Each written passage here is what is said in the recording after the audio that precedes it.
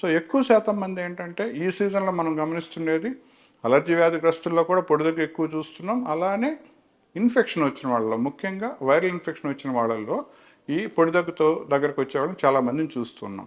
ఎవరికైతే అలర్జీకి సంబంధించిన ప్రాబ్లం ఉంటుందో వాళ్ళు తప్పనిసరిగా ఏంటంటే వాళ్ళకి అలర్జెన్స్ దేనివల్ల అయితే అలర్జీ వాళ్ళకి ట్రిగ్గర్ అవుతుందో వాటిల్ని ఐడెంటిఫై చేసుకోవడం. ముఖ్యంగా ఏంటంటే ఇప్పుడు allergy skin prick test available ఉందన్నమాట. మనకి ఏవైతే పడని ఉన్నాయో తెలుసుకునేదానికి చిన్న అలర్జెన్స్ని ఇంజెక్షన్స్ రూపంలో మనం 2 చేతుల నుంచి ఆల్మోస్ట్ ఒక 120 దాకా మనం ఇవ్వచ్చు. అవి చేసినప్పుడు ఎక్కడెక్కడైతే దద్దుర్లు వస్తున్నాయో 3 mm కంటే ఎక్కువ దద్దుర్లు వచ్చిందో అవన్నీ మనకి శరీరంలో పడనివన్నమాట. వాటిని మనం ఐడెంటిఫై చేసుకుని వాటికి దూరంగా ఉండడం చాలా ముఖ్యం. ఎందుకంటే అలర్జెన్స్ని మనం అవాయిడ్ చేయడం చాలా ముఖ్యం. వచ్చిన సిమ్టమ్స్ని తగ్గించుకునేదానికి మెడిసిన్స్ వాడుకోవాలి. So allergy skin prick test చేసి ఏవి పడుతున్నాయి ఏవి పడట్లేదో చూసుకొని వాటికి దూరంగా ఉండడం మొదటిది.